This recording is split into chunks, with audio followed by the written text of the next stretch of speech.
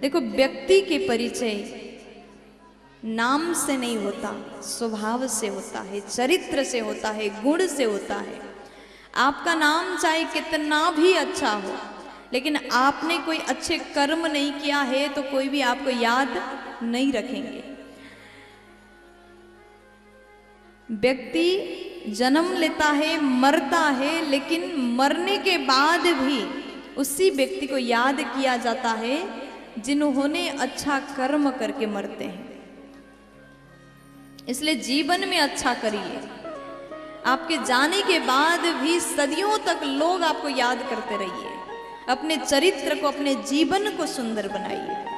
सुदामा जी चरित्रवान हैं, उनके सुंदर गुण की चर्चा किया। लोग कहते हैं कि सुदामा दरिद्र थे, लेकिन सुदामा जी दरिद्र नहीं थे। सुदामा जी गरीब जरूर थे, लेकिन दरिद्र नहीं थे। इनके घर में खाने के लिए रोटी नहीं था, पहनने के लिए वस्त्र नहीं था। सुबह को भोजन किए तो शाम के लिए क्या खाना सोचना पड़ता था। गरीब थे, लेकिन दरिद्र नहीं। दरिद्र तो वो है जिनके पास में करोड़ों के दौलत होने के बाद भी जो कभी संतुष्ट नहीं होता, वही असली दरिद्र है। लेकिन सच कहें, अगर आपके घर में खाने के लिए रोटी नहीं, बहुत गरीबी जिंदगी है, आप बहुत गरीब है, लेकिन आपके मन में, आपके भीतर संतोष रूपी धन है, तो दुनिया के सबसे बड़े अमीर व्यक्ति आप हैं। संतोष रूपी धन आपके भीतर होना चाहिए। करोड़ों का मालिक है, बड़े बड़े गाड़ियों में, करोड़ों के गाड़ियों में सफर करता है, लेकिन उसके भीतर कभी तृप्ति ही नहीं है। उसका मन में इच्छा और जागृत हो रहा है, इच्छा बढ़ रहा है, ये भी चाहिए, वो भी चाहिए, अभी भी कम नहीं है, अभी भी हम तृप्त नहीं है। ये भाव उसके भीतर अगर आता है, संतोष नहीं होता है, तो चाहे कितने बड़े अमीर हो, वो गरीब ही कहलाता है। फकीर के पास में कुछ नहीं होता। फकीरी क्या है? फकीरी ऐसा है कि खाने के लिए रोटी नहीं है, लेकिन मौज ऐसा है, बड़े बड़े बादशाह को भी कह देता है कि बोल तुझे क्या चाहिए। ऐसा मौज है। मस्ती में रहिए, चाहे कितना भी गरीबी आए, लेकिन चेहरा से मुस्कान कभी भी गायब मत करिए। हर हाल में खुश रहिए। सुदामा जी का जीवन ऐसा ही था। बहुत गरीबी है, लेकिन संतोष रूपी धन, खूब संतुष्ट रहते हैं, मस्ती में रहते, भगवान के नाम में झूमते रहते हैं। श्री सुदामा जी महाराज एक दिन बाहर गए, घर में छोटे छोटे बच्चे हैं, भिक्षा के लिए बाहर गए। छोटे छोटे बच्चे हैं, वो रो रहे हैं। माँ को कहते हैं, पत्नी का नाम है सुशीला। माँ से कहते, माँ भूख लगी, कुछ खाने को दो ना। मैया बोली, बेटा अभी आलू उबल रहा है, थोड़ा प्रतीक्षा करो। आग जलाया, बर्तन चढ़ाया, उसमें पानी डाला और पत्थर डाल दिया, और सुशीला देवी बोलती है, आलू उबल रहा है, थोड़ा प्रतीक्षा करो। बच्चे भूख के कारण रोते रोते ऐसे ही सो गए। लेकिन देवी सुशीला ने कभी भी अपने पति को नहीं कहा कि आप कमाते नहीं हो। पति चाहे कैसा भी हो, निर्धन हो, गरीब हो, ताना नहीं मारना चाहिए। जिस हाल में आप हो, सुखी रहा करो, मौज में, मस्ती में रहा करो। आज सुदामा जी भिक्षा के लिए गए, ये दृश्य को, ये भाव को देख करके भगवान को बड़ा दुख हुआ। मैं द्वारिका का महाराज हूं और मेरा दोस्त, मेरा मित्र गरीबी में जी रहा है। आज भगवान कृष्ण जी भिक्षुक बन के, ब्राह्मण बन के गए भिक्षा मांगने के लिए। सुदामा के घर में भिक्षाम देही कहा। सुशीला देवी बाहर आई, हाथ जोड़ के कहती हैं कि प्रभु ब्राह्मण देव, मेरे घर में गरीबी रूपी कन्या ने जन्म लिया, इसलिए मैं आपको कुछ नहीं दे सकती। मीठी बाड़ी से सम्मान किया। सज्जनों, आपके घर में कभी भिक्षुक आए, कोई ब्राह्मण मांगने के लिए आपके द्वार पर खड़ा है तो कभी भी उसे डांट करके मत भगाइए। हम लोगों का आदत है, क्यों आ जाते हो बार बार, खुद काम करके खाओ ना, हाथ पैर नहीं है क्या, ऐसे ताना मारते हैं, ये गलत है। भगवान ने आपको भले ही निर्धन बनाया, आपके पास में धन नहीं है, आप नहीं दे सकते, मत दो। जबरदस्ती कोई भी नहीं करता, लेकिन बस बाड़ी से कठोर मत बोलिए। अपनी बाड़ी को इतना सुंदर बनाइए, भगवान ने आपको बहुत मीठी बोली दिया, इस पे जहर मत घोलिए। सबके पास में भगवान का दिया हुआ अनमोल उपहार मधुर बाड़ी है, लेकिन हम लोग इस बाड़ी के माध्यम से गाली बकते हैं, दूसरों का दिल दुखाते हैं, कठोर वचन प्रहार करते हैं। कुछ लोगों का तो शब्द ऐसा होता है जो किसी को तीर की तरह चुभता है। ऐसी बाड़ी किस काम की? मीठा नहीं बोल सकते हैं तो कड़वा भी मत बोलिए, किसी को दे नहीं सकते हैं तो गाली भी मत दीजिए।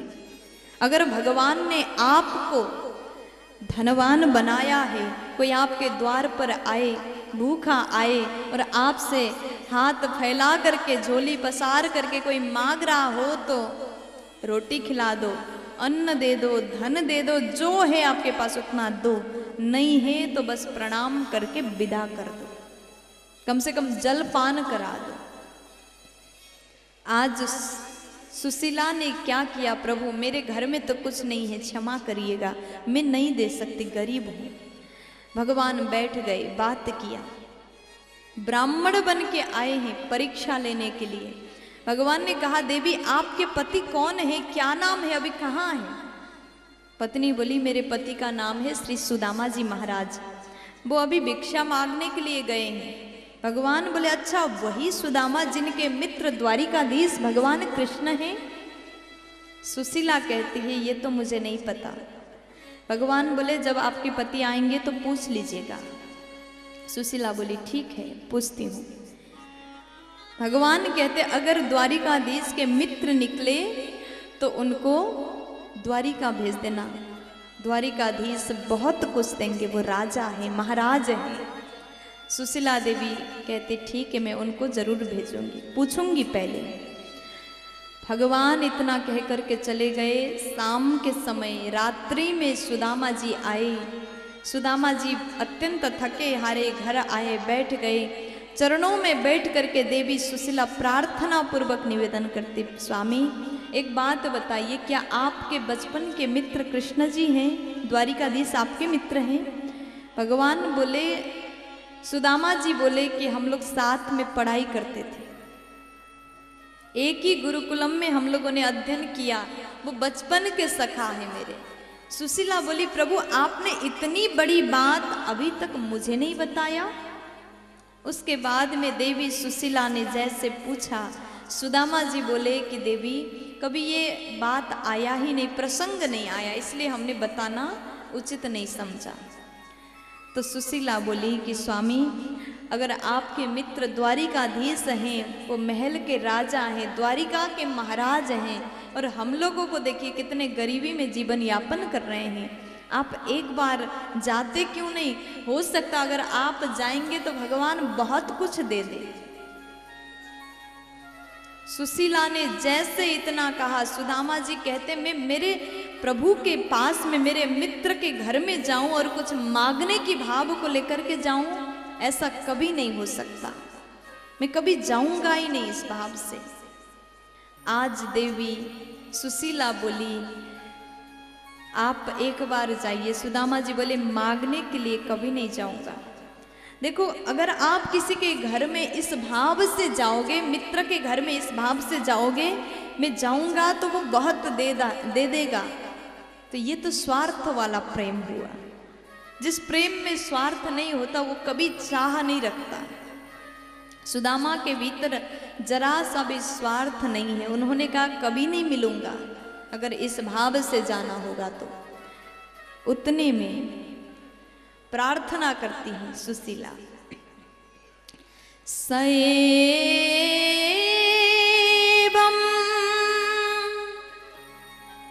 भार्यया विप्रो बहुसः प्रार्थितो मृदु अयं हि परमो लाभ उत्तमा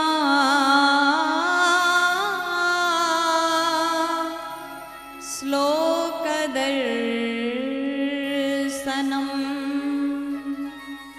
आज देवी सुशीला कहती, प्रार्थना पूर्वक निवेदन करते, हे प्रभु आपके मित्र द्वारिकाधीश हैं, वो भगवान हैं। अगर आप एक बार दर्शन के लिए तो जा ही सकते हैं ना, मांगने के लिए मत जाइए, मैं जबरदस्ती नहीं करूंगी। दर्शन के भाव से जाइए प्रभु, दर्शन के लिए जाइए, क्योंकि अयम ही परमो लाभ, इस जीवन का परम लाभ तो भगवत दर्शन है।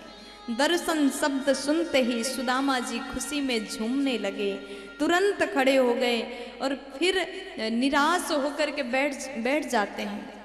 देवी ने कहा क्या हो गया? सुदामा जी बोले, देवी मैं जा रहा हूं, लेकिन अपने मित्र के घर में खाली हाथ कैसे जाऊं? अगर मैं ऐसे ही जाऊंगा तो वो क्या सोचेंगे? कभी भी अपने मित्र के घर में जाइए तो कुछ ना कुछ उपहार लेकर के जाइए। सुदामा जी बोले, हमारे पास तो कुछ भी नहीं है, भगवान को देने के लिए क्या देंगे हम? सुशीला बोली, स्वामी चिंता मत करिए, मैं कुछ ना कुछ व्यवस्था बनाती हूँ। उसी वक्त देवी सुशीला 4 घर में गई है, चावल मांग के लाई। याचित्वा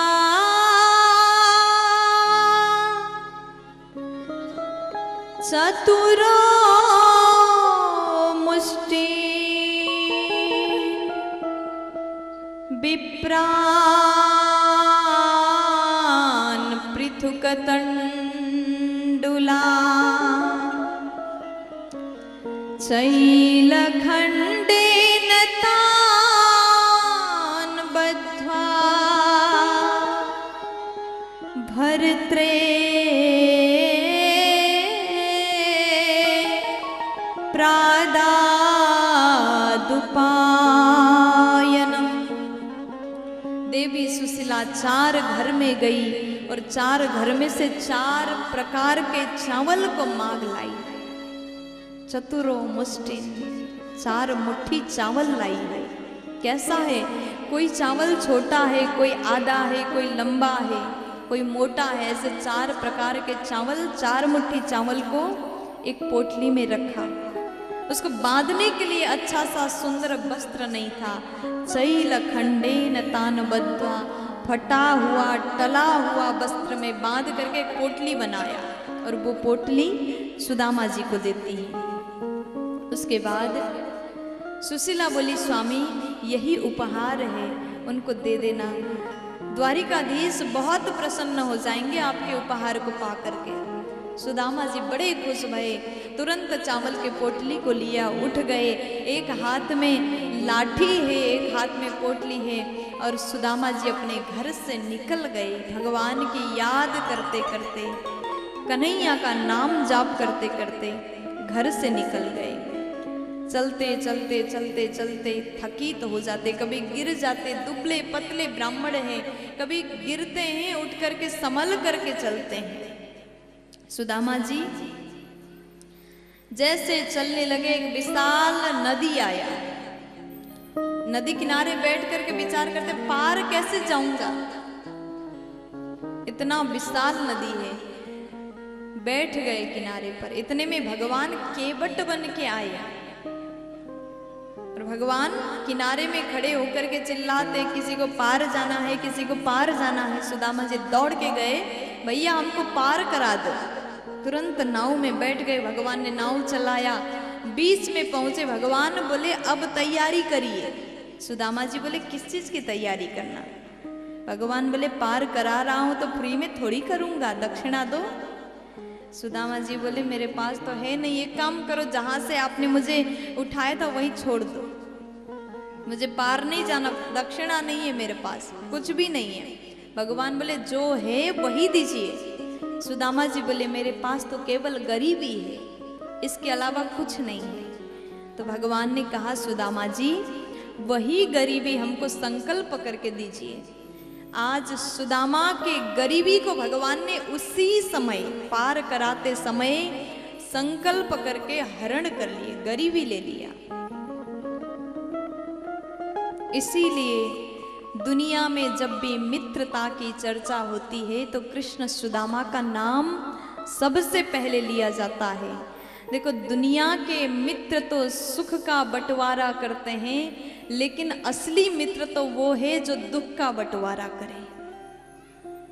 भगवान ने सुदामा से सुख नहीं पाया, उनके दुख को ही ग्रहण कर लिया, हरण कर लिया, उनके गरीबी को स्वीकार किया। दुनिया के दोस्त तो धनवान होगा तो दोस्त बहुत बन जाएंगे, लेकिन गरीबों के तो दोस्त भी नहीं होते, मित्र भी नहीं होते। गरीब से तो कोई बात भी नहीं करना चाहता, दुनिया की दोस्ती है। लेकिन कृष्ण और सुदामा की दोस्ती में इतना प्रेम है। भगवान कहा कि कभी आपने सुना है महाराज और गरीब व्यक्ति का दोस्ती? केवल कृष्ण जी कर सकते हैं। वो द्वारिका के राजा हैं और सुदामा जी इतने गरीब, खाने के लिए अन्न नहीं, लेकिन दोस्ती ऐसा, भगवान ने साथ नहीं छोड़ा। इसी को असली मित्रता कहते हैं। भगवान ने गरीबी लिया। भगवान का वचन है अगर भक्त मेरे लिए एक पग चलता है तो मैं उसके लिए 60 पग चलने को तैयार हूं। लेकिन कमी हम लोग की है, हम भगवान के लिए अपना कदम आगे बढ़ाते ही नहीं है। भगवान कहते हैं जो तू आवे पग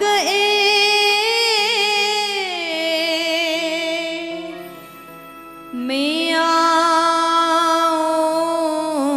पग 60, जो तू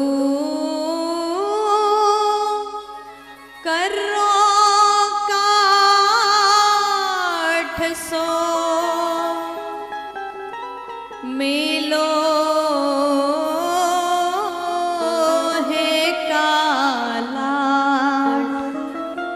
अगर तुम मेरे लिए एक पग चलोगे तो मैं तुम्हारे लिए 60 कदम चलने को तैयार हूं। अगर तुम काठ समान कठोर बनते हो तो मैं भी लोहे का लाठ बन सकता हूं। इसलिए अपने भीतर कभी भी अभिमान मत लाना। अगर आप सच में भगवान को चाहते हैं तो अभिमान से दूर रहिएगा, भगवान से जुड़ करके रहिए। हम कभी भी इतने बड़े नहीं होते हम भगवान को अपमान कर दें। भगवान से जुड़ करके रहिए।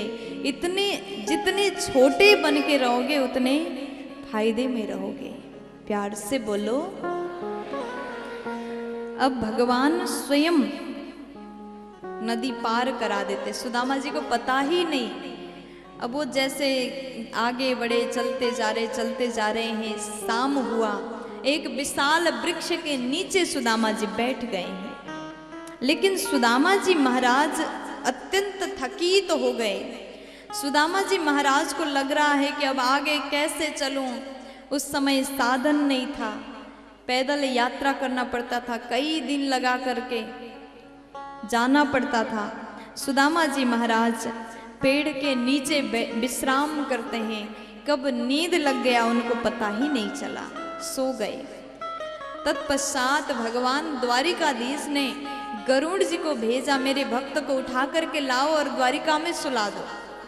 रात में गरुड़ जी गए, सुदामा जी को उठाया, सो ही रहे हैं, उनको उठा के द्वारिका में ला करके सुलाया। सुबह जैसे नींद खुली सुदामा जी चारों ओर निहारने लगे। जहाँ वो सोए थे वो जगह तो था ही नहीं, एक वृक्ष के नीचे सोए थे, अब तो चारों ओर बड़े बड़े दिव्य महल दिखाई दे रहे हैं। जल्दी खड़े हो गए। सुदामा जी ने सबसे पूछा, भैया बताओ ये कौन सा जगह है, मैं कहाँ पर आ गया। ये कौन सा नगरी है? सबने कहा भैया आप द्वारिकापुरी में खड़े हो।